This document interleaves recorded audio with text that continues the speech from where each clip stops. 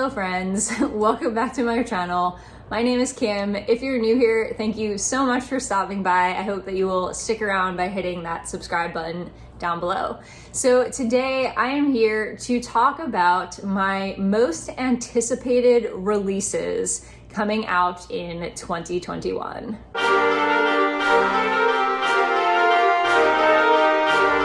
So I have 10 books here that are all set to come out at some point next year. The release dates are mostly in the first 6 months of 2021, just because I couldn't find a ton of release dates or even information about books coming out later in the year. So I may need to do an updated version of this at some point, halfway through next year.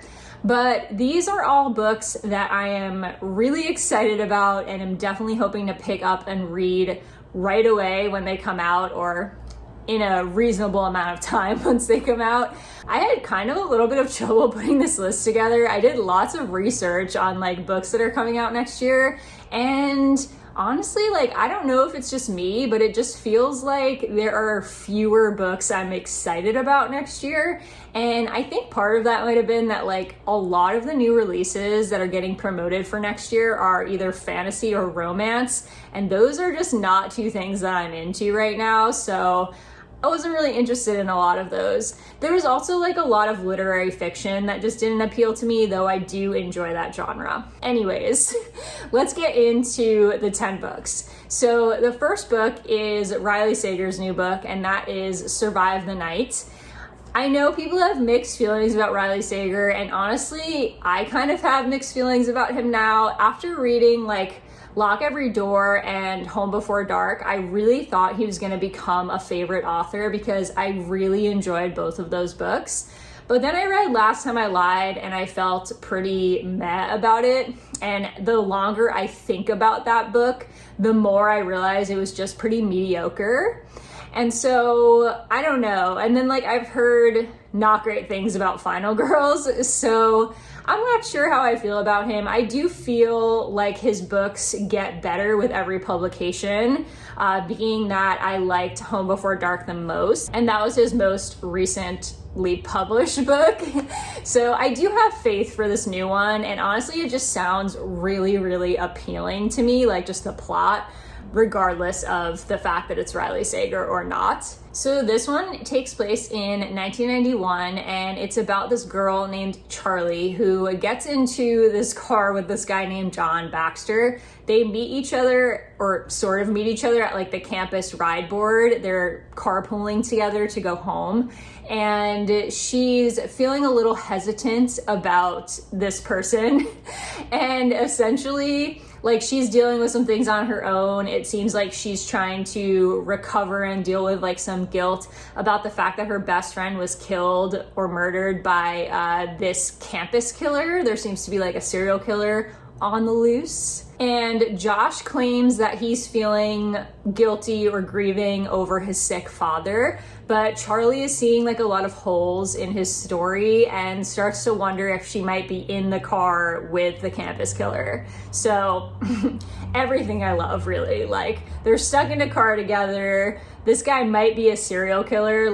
Yes, thank you. This sounds amazing. And it's also an author that I feel pretty positively about. So I definitely want to pick this up as soon as it comes out, and I have very, very high hopes for my enjoyment of this one. The next is a book that was unexpected, and I learned about it very recently. I'm so freaking excited. They're coming out with a 4th Truly Devious book. Yes, that's right. And it is called The Box in the Woods. And first of all, I thought Truly Devious was over. So this was such a pleasant surprise because I love the Truly Devious series, and I'm so excited that I get to return to this world. So obviously in the 3rd book, because it was originally planned to be a trilogy, that mystery at Ellingham Academy was resolved. And so now they're entering into a new mystery. So it still features Stevie Bell, and she's now become kind of famous for her involvement in the Ellingham case. She gets written to by this camp where the infamous Box in the Woods case happened that has never been solved, and they're basically asking for her help. and she just gets involved with the case. Like, no one's been murdered or anything, but some mysterious things are happening, some mysterious messages are showing up, and there's like a box of creepy dolls left because the person who was involved in this case was called like the doll collector. I don't know. I don't even need to know that much.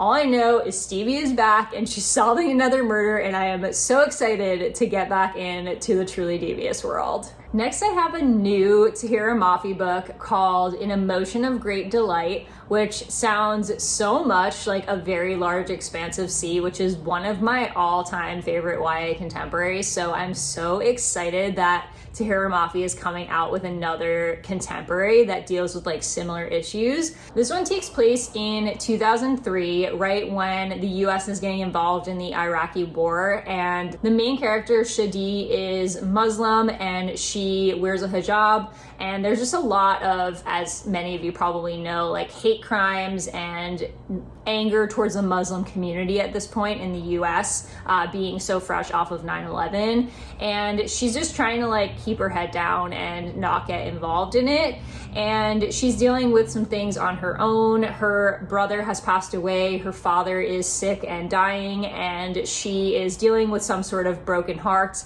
I don't have all the details, but I really feel like I just am so ready to read another TAHEREK MAFI book where she's talking about prejudice against Muslim Americans, because I thought she handled it so well in A Very Large Expansive Sea, and I thought it was so moving, and I just know I'm gonna love this book. Next is the new Courtney Summers book called The Project. I absolutely loved Sadie, and this, although it seems to be a little bit different, perhaps maybe like a little fantastical or science fiction-y, based on the description, I still feel like it has like that mystery thriller aspect to it, and so I'm very excited. This one is about a girl named Lo who is on her own because her parents have died and her sister B has left her in the care of her aunt to go join this thing called the Unity Project. And everybody seems to be very like enamored by this, and people are like joining the Unity Project.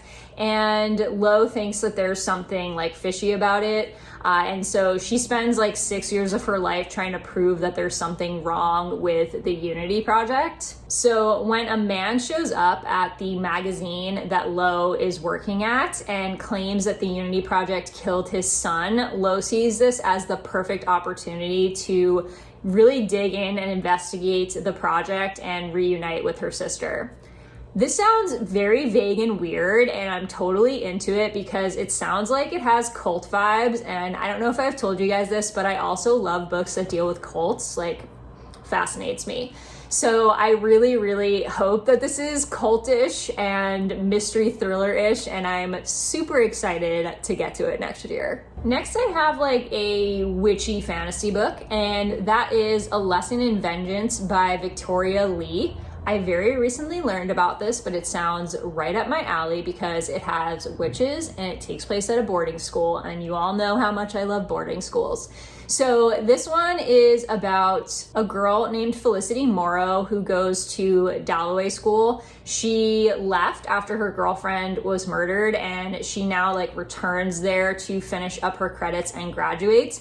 And she's back in her old dorm where it's supposed to be haunted by these like 5 Dalloway sisters that were all thought to be witches, and they all died on the grounds of the school mysteriously. So she kind of just wants to put her head down and graduate and ignore and not get involved with kind of the occult history of her school. But this new girl starts, and she's this prodigy novelist, and she's working on her second book, and she asks the main character to help her do research on the Dalloway 5 for her second novel. And so she gets kind of like pulled into that project. This sounds perfect. There's a boarding school, there's witchcraft, there's a writer. Checking all the boxes, like definitely going to love this one. Next, I have another one that I recently learned about, and that is The Dead in the Dark by Courtney Gould. This one takes place in Snakebite, Oregon, and in the town there are some weird things going on. Teenagers are disappearing, some of them are turning up dead, the weather is super weird, and a lot of people think it might be tied to the return of these ghost hunters to town. Already, I love this. It's like a mystery thriller. There are teenagers involved, so it's probably a YA book, I think. And there is ghost hunters. So the daughter of these ghost hunters, her two dads, are bringing her there for the first time. She's never been to Snakebite, and she gets involved with this girl, Ashley, whose boyfriend was the first to go missing, and now her boyfriend is like haunting her, and so she teams up with Logan to try to figure out what's happening to the teenagers in the town and like what's going on with the ghosts and like the haunting. It sounds great. I'm already intrigued. Next, I have For Your Own Good by Samantha Downing. I have not read anything by this author, though her novels do always sound appealing. I just haven't gotten around to reading one of them yet, but this one I think is definitely going to be one I'm going to pick up right away. So this one, again, it takes place at a school, and there is a main character named Teddy who is a teacher at the school. He's very like famous at the school. He's the teacher of the year, and it's a very like prodigious academic setting, and essentially one of the parents from the school dies and he just can't be bothered with it. But once it turns out that this parent was likely murdered, one of the students starts like digging into Teddy's personal life and the fact that he says his wife is very proud of him, but no one's seen her for quite some time. And he is kind of like doesn't want to be bothered with any of it because he's the most concerned with pushing all of these students to their academic potential. This just sounds like all the dark academia vibes. There's a murder involved. Teddy sounds super creepy, and I'm feeling that. And it takes place at a school, so like, I'm already sold. Next, I have a very unlikely pick for me, and that is a nonfiction book. It's actually a memoir. And this one is called The Babysitter, My Summers with a Serial Killer. So this is a true story, and I'm completely sold on it. And it's basically about this woman who grows up on Cape Cod, like in the 1960s, and her mother works a lot, and so she has this babysitter that watches her pretty often. And to her, he was like the most kind and understanding adult in her life, and everybody thought he was a great guy. But little did she know that her babysitter was actually a serial killer. And yes, this is a true story. How crazy is that? Some of his victims were actually buried like in the garden that her and her sister used to go to. And although she like heard about this serial killer that was happening once they started like tracking it in the late 60s, she had no idea that it was like her babysitter. Like she didn't make the connection until way later that like this person who had been killing all these people was this person who was also her babysitter. Understandably horrified when she learns that her babysitter is a serial killer, she becomes obsessed with the case. And this is basically her story of her life when she was younger and spending time with this person to her like actually investigating the case and finding out more about his crimes. This sounds so interesting. I love serial killer stories, as I'm sure you all know if you've like ever been here.